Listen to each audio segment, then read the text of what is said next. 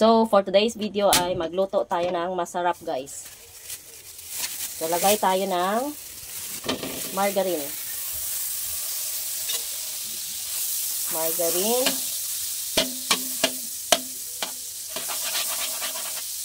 Siguro alam niyo na kung ano lulutuin ko. Ang hirap mag-isip ng ulam. Kahapon nagmanok kami. Tapos ngayon magpaan din sana ako ng manok, ay wag na. Pilipad na kami. So ito yung ating sibuyas at saka bawang. Ako anang pinagsabay ko na. Dito ako gumagawa ng aking juicer, guys. Yung mga biniblender kong celery, apple, pipino. So, ito yung ginagamit ko. Pag pipino, sobrang durog na durog siya. Pero kay sibuyas naman at saka bawang yung ginamit ko. Sinadya akong ganito lang. Kapoy na kapagod na ng dik-dik-dik-dik ng bawang. Ito isang dikdikan lang. Gigisahin lang natin ito ng mabuti. Tapos, ilagay na natin ang hipon.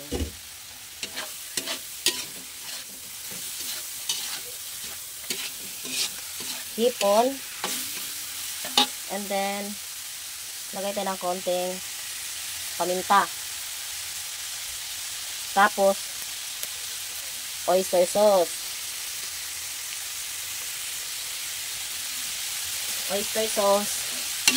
Haluin na natin.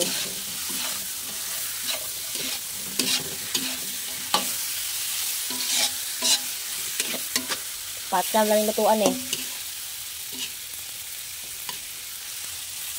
Then, saka natin ilagay ang napakuluan ko na siyang saglit kanina. So, tinanggal ko yung itim-itim niya. Ano ba tawag na? Ata? Basta, yun na yun. Tinanggal ko para hindi mangitim yung ating hipon. Grabe guys, mukhang na sa paraliton. Ang hipon, binili ko ng 200.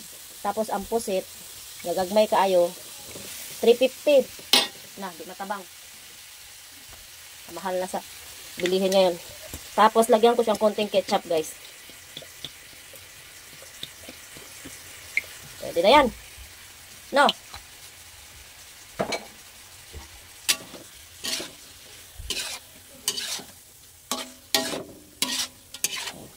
Wala na kayo dyan.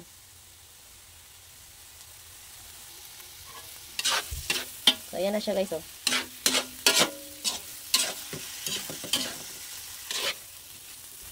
Sure nga, gusto na. Hindi pa di ay. Tapos, butangan natin og bell pepper para mabango. So, ito na, guys. At luto na ang ating pusit at saka hipon.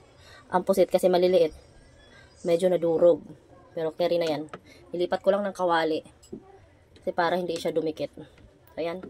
Luto na ang ating pusit at hipon.